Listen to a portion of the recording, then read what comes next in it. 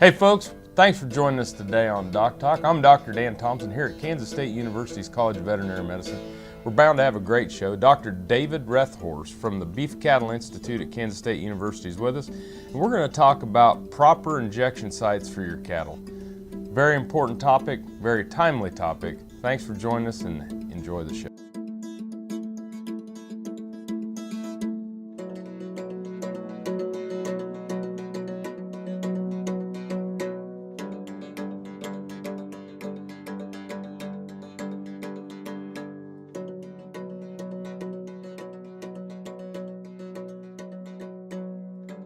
Closed captioning brought to you by Kansas Soybean Commission, the Soybean Checkoff, Progress, powered by Kansas farmers. This segment brought to you by Kansas Regenerative Medicine. Your stem cells, your health, your life.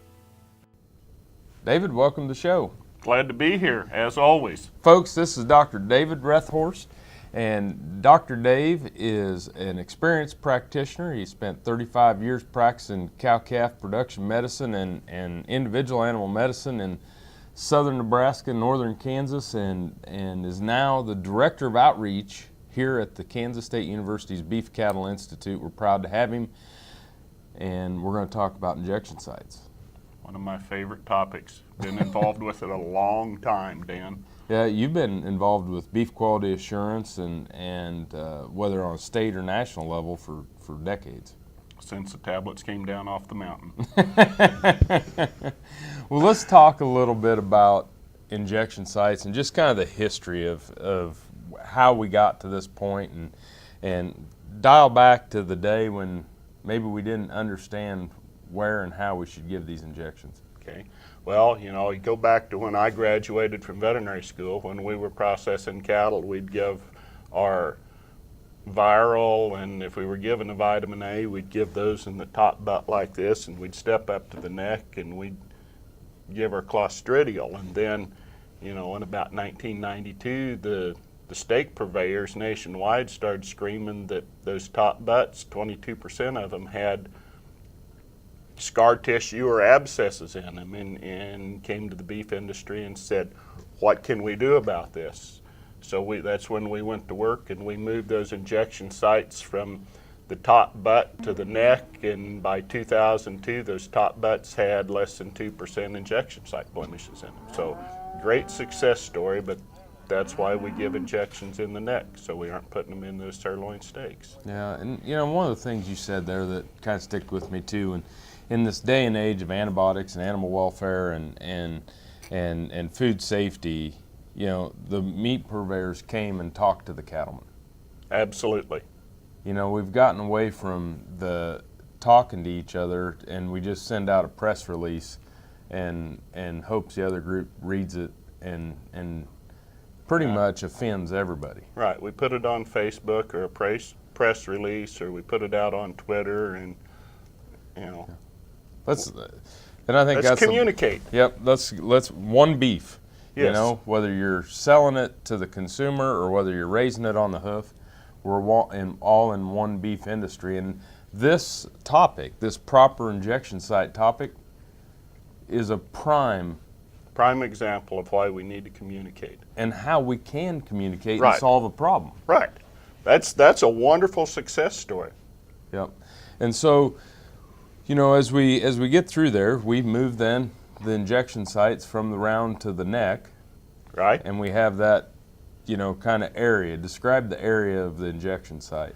Well, that area, the top of that is 2 inches below the top of the neck, because we need to stay below that nuchal ligament that lets that calf hold its head up so its nose isn't down on the ground.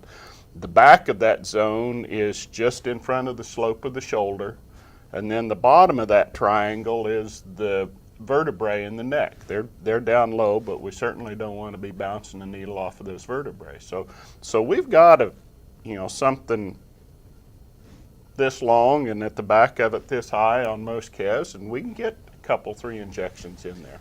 Perfect. We're going to take a break. When we come back, more on injection sites with Dr. Dave Rethorst. As fourth-generation farmers themselves, Heinen Brothers Ag Service understands the risk and rewards of farming. So when it comes to quality aerial and ground application, fertilizer, ag chemicals, and anhydrous ammonia, call Heinen Brothers Ag today, 800-760-4964. Join Kansas Sweet, King Arthur Flour, and Red Star Yeast for the 2015 National Festival of Bread, Saturday, June 13th at the Hilton Garden in Manhattan. You won't want to miss it.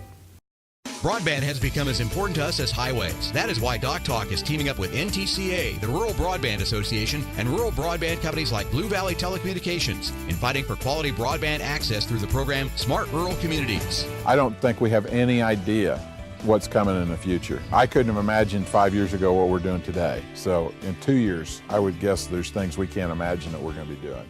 To learn more, visit ntca.org/smart or bluevalley.net. DocTalk, brought to you by Santa Fe Trail Meats in Overbrook, or visit us online at sftmeats.com. Hey folks, welcome back to DocTalk. It's Dr. Dan Thompson here with Dr. Dave Rethorst, and we work at the Beef Cattle Institute at Kansas State University, and we're tickled to death that you joined us today to talk about something that we all do, is injection sites. And you know, it's, you know, they always told me that, you know, do ordinary things extraordinarily well would be a good motto towards work. And these injection sites and processing is a quality event, not a quantity event. Right. Processing is not a timed event, and we need to do it right. And when we learn to do it right, then it becomes faster, and then we pick up our speed. Yep. So let's talk about, okay, so we've described our injection site triangle. Yes. And so now we're going to talk about some of the different injections that we'll perform. And I don't think people understand, but isn't it extra label to an antibiotic if you don't use the injection route of administration that it's labeled for? Absolutely. If it's labeled to be given subcutaneously, it's extra label if it's given in the muscle. To do that, you need, under AMDUCA laws, written prescription from your veterinarian to do it that way. But the fact remains, follow the label. So let's tell our viewers why it's important. You know, if I'm supposed to give it at the base of the ear and I give it sub-Q in the neck, or if it's supposed to be at the base of the ear and I give it intermuscularly, or vice versa, it can change with the pharmacokinetics and the withdrawal times, right? Right, it changes the withdrawal times. If we take a product that's supposed to be given at the base of the ear, for example, and we give that sub-Q in the neck, it greatly extends the withdrawal time on that, because when it's given in the base of the ear, that withdrawal time is determined on the fact that it's injected into fat there at the base of the ear, and when we put it in connective tissue subcutaneously, it stays there much longer. Yep, and that ear's not edible tissue. That ear is not edible tissue, that's correct. You know, and I think that's the big thing that people need to understand is, you know, if it's labeled this way, use it this way, unless your veterinarian has talked to you otherwise. Right.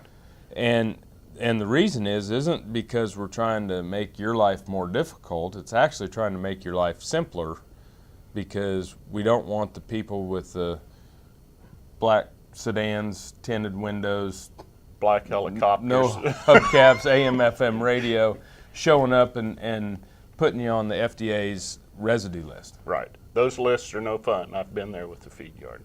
Yep. And so we want to make sure, and I think that's the reason why, if a product's labeled in a way, unless you have a really good reason, and especially unless you have written extra labeled drug from a veterinarian, you need to use it in the manner in which it's labeled. Absolutely.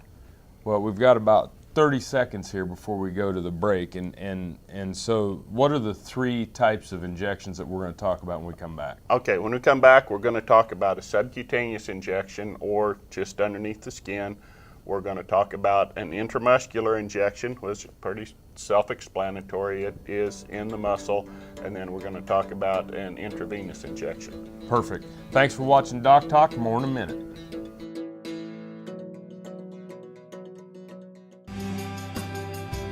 The BQA Tip of the Day, sponsored by Beringer Engelheim Vet Medica Inc.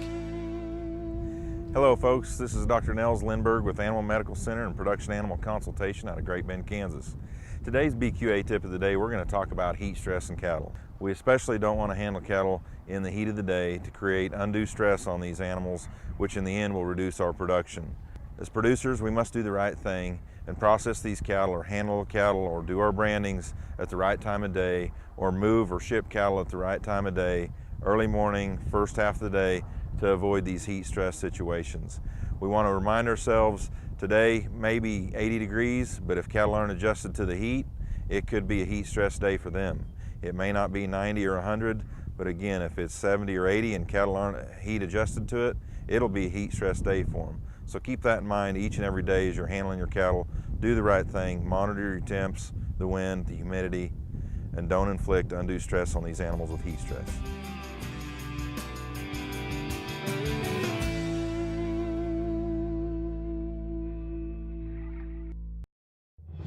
No matter where, no matter why, the Veterinary Health Center at Kansas State University is committed to providing quality patient care to animals and exceptional customer service to their owners. From routine checkups to emergency and specialty care, our world-renowned specialists and experienced professionals are here to discover, to teach, and to heal. Let us know. How can I help? How can we help? The Kansas Wheat Innovation Center in Manhattan is rediscovering ways to get improved varieties and new genetics in the hands of farmers faster. Grower-led and checkoff-funded research initiatives are bringing about positive change. This grassroots leadership provides a strong voice in Topeka and Washington, D.C. Now is the time to partner with Kansas Wheat in moving wheat forward. Kansas Wheat Commission and Kansas Association of Wheat Growers. Farmers investing in their future and yours. Log on to rediscoverwheat.org. I'm Dr. Frank Lyons, a physician here at Kansas Regenerative Medicine Center. As one of the only standalone stem cell centers in the U.S., we use your stem cells as therapy for arthritis and some autoimmune diseases. I'm Dr. Andrew Pope, here at Kansas Regenerative Medicine Center. Utilizing the latest technology under strict protocols, we're able to harvest your stem cells from your own fat to treat a variety of medical conditions. The best part about it is, it's a same-day surgical procedure and requires no general anesthesia. Soil is the life of a farm, and for 25 years, SureCrop Liquid Crop Nutrition has helped growers produce abundant quality crops while preserving and improving the soils they steward. SureCrop offers complete soil and plant analysis with cropping recommendations, delivery direct to your on-farm storage, and quality crop nutrition custom blended for your field. Choose SureCrop for the assurance of excellence for your soil. Call today or visit their website for more information. Valley Vet Supply is devoted to providing information and professional quality products at reasonable prices. Valley Vet Supply. DocTalk, brought to you by the Kansas Soybean Commission. The Soybean Checkoff, progress powered by Kansas farmers. Folks, welcome back to DocTalk. Dr. Dan Thompson and Dr. Dave Rethorst. We're from Kansas State University, and we are at the Beef Cattle Institute. Glad to be with you today. Glad to be talking to you about proper injection sites in your cattle. And Dr. Dave, let's jump right in. We've got subcutaneous, intermuscular, and intravenous injections. Let's jump right into probably the most common one now. Most products are labeled subcutaneously or sub-Q, SQ, whatever you want to call it. Right. And that injection means we're giving that in the connective tissue between the skin and the muscle. And, you know, in the past, we've talked that you wanted to use a tented, two-handed tenting technique to make sure that was given right. And you reach in with one hand and pull the skin out and give the injection. But you've got two hands in the chute. There's some work comp issues. There's some product safety issues with certain products. And so what I teach people anymore is, you know, let's just do one hand, but go in at about a 15-degree angle. Like this is the neck. I want to go in pretty flat using a 5/8 or a 3/4 inch needle. And once that needle hub hits, then I kind of relax my hand, and if you watch, that syringe will slide back 1/8 to 1/4 of an inch, and that needle pops right up in that sub-Q space, and you can give an injection, and it's sub-Q, and you're not in the muscle at all. Yeah, and I think on the needle length, you know, I've even gone 1/2 inch, Right. 1/2 inch, 5/8, and then, you know, sometimes 3/4, but trying to keep that shorter needle to prevent going into that fascia or going beyond that sub-Q space Right. is why we do that. But I think your angle, I think your needle length, but more importantly is what you're saying, check. It's Right. pretty easy to feel if you're in that space between the sub-Q and the fascia or the muscle. Right. And just slow down. slow down and make sure you're in there. And then when you deposit that product, you'll get a little bleb. Right. And so needle size. One of the things that I think I get a question on, you know, what gauge needles are you using? Well, on baby calves, I like to use an 18 gauge needle. Now, if we're doing one of these rope and drag brandings and those calves aren't restrained quite as well, you know, I'll go ahead and use a 16 gauge needle on those just to make sure we don't break a needle off. But, you know, once we get to weaning and on into mature cattle, I'm using a 16 gauge needle pretty routinely. Yep, and I would tend to agree with that. So on sub-Qs, we're going to go with 1/2 inch, 5/8, 3/4 inch needles, 16, 18 gauge, and we're going to slide in at an angle, make sure we're in the sub-Q area. Right. IM? Well, let's back up on Okay. sub-Q just a Yep. minute. You know, a lot of people think you can give a sub-Q injection behind the point of the elbow, and they kind of ignore our injection triangle. Well, the reason we don't want to be behind the point of the elbow is that muscle there is real tightly adhered to the skin, and you can't give a true sub-Q injection. So you end up with infection a lot of times. So I would encourage you to get those products into the injection triangle. We have one product on the market that on their label it shows injecting behind the point of the elbow, but that isn't right. Gotcha. Well, we're going to take a break. When we come back, we're going to talk about IM and IV injections with Dr. Dave Rethorst.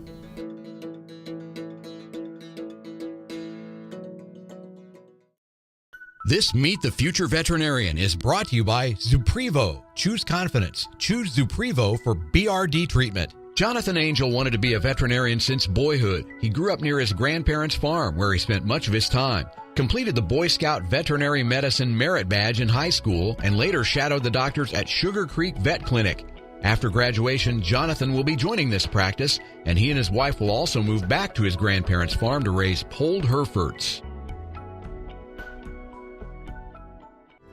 Healthy cows start with the new hired hand automatic livestock sprayer. Rancher invented to provide an efficient alternative to pour-on and injectable parasite management systems. The portable design allows cattle to treat themselves head to hoof. Strategic device placement with pass-through activation technology takes the stress out of parasite treatment for cattle and the rancher. Get the new hired hand for yourself or become a distributor. Visit cowsprayer.com. The new hired hand makes healthy cows easy. When your living depends on agriculture, you can depend on KFRM 550 AM. If you're in the southwest three-fourths of Kansas or the northern half of Oklahoma, catch us at 550 AM on the radio dial. But if that isn't you, listen on your cell phone at TuneIn Radio or on your computer at KFRM.com. We promise to keep you informed, entertained, and company as you go through your day. KFRM 550 AM, the voice of the plains. We would like to join your management team. Kansas Farm Bureau, the voice of agriculture, represents grassroots agriculture. The state's largest and most powerful farm organization stands up for its members through leadership development, agriculture education, legal defense, environmental advocacy, farm safety, and risk management. Members also enjoy money-saving benefits. To join our organization today or to learn more, go to www.kfb.org or find us on Facebook and Twitter. Buying a car shouldn't be this hard. And at Brown Chevrolet Buick in Wamego, it isn't. It's actually awesome. Whether you want a new or used car or truck, Toby's team can make the deal. Even if you want to custom order a new car or truck, Toby's team can make the deal. See Toby's team at Brown Chevrolet Buick in Wamego. We're awesome. Here's another gardening tip with Annette Jackson from Jackson's Greenhouse. Fresh herbs are healthy and add zest to almost every recipe. The folks at Jackson's grow more than 50 varieties of herbs right here, and many are available year-round. Our staff has hands-on experience and can't wait to assist you with your herb needs. Stop in and see us at Jackson's. We're open 7 days a week. The biggest, largest selection of homegrown herbs is at Jackson's Greenhouse, with 4-inch pots starting at just $3.79. Jackson's Greenhouse has what you need today. Valley Vet Supply is devoted to providing information and professional quality products at reasonable prices. Valley Vet Supply. Kansas Farm Bureau, the voice of agriculture. To join today or for more information, go to kfb.org or find us on Facebook and Twitter.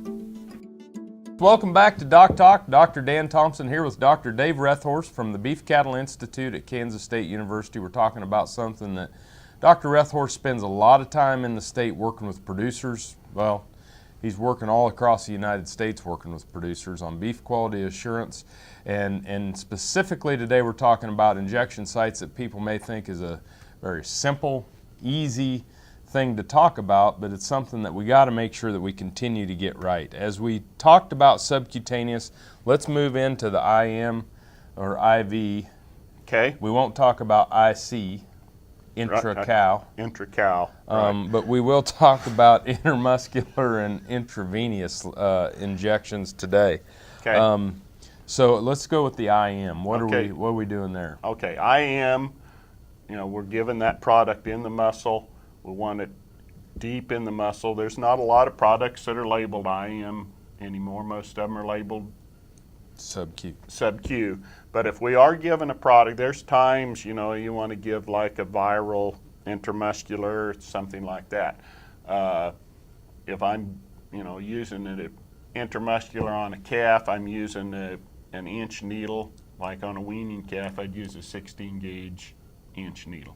If I'm intramuscular on a mature cow, I'm using a 16 gauge 1.5-inch needle because I want to make sure I'm in the muscle where I get the absorption that I'm after. So technique on IM, it's not going to be at that 15-degree angle. No, it's going to be straight in. Perpendicular. Perpendicular to the surface you're injecting into. Okay. You can be, using an 1.5-inch needle, you can be off a little bit and still get into the muscle belly, but you want to be basically straight in. And I think it's important to understand that where we're giving that injection, between that vertebral column and between that nuchal ligament, that's muscle all the way across. Absolutely. So when we're given that, if we're too low, you'll know it.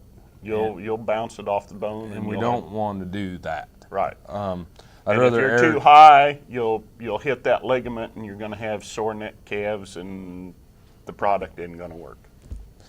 Exactly. So let's talk about IV. Okay, IV. We occasionally still give some antibiotics intravenously on an individual animal basis. Milk fevers. The calcium, magnesium products, something like that. I like to use a 14 gauge 2-inch needle and make sure it's threaded down the vein, and that way I don't have trouble with it popping out. Some people use a 16 gauge needle, but again, it goes back to knowing the technique. Flunixin is labeled intravenously. We could do an IV with a 16 gauge 1 to 1.5-inch needle on that, and it's critical we bring that up. A lot of flunixin's given intramuscular, causes nasty injection site lesions. So when we're using that product, we need to be giving it IV. Perfect. Well, thanks for joining us today. Glad to be here. And thank you for joining us today. Remember, always work with your local veterinarian. And if you want to know more about what Dr. Dave and I do here at K-State, you can find us on the web at www.vet.ksu.edu. You've been watching DocTalk. We're sure glad you joined us. I'm Dr. Dan Thompson, and I'll see you down the road. Closed captioning brought to you by Kansas Soybean Commission. The Soybean Checkoff. Progress powered by Kansas farmers.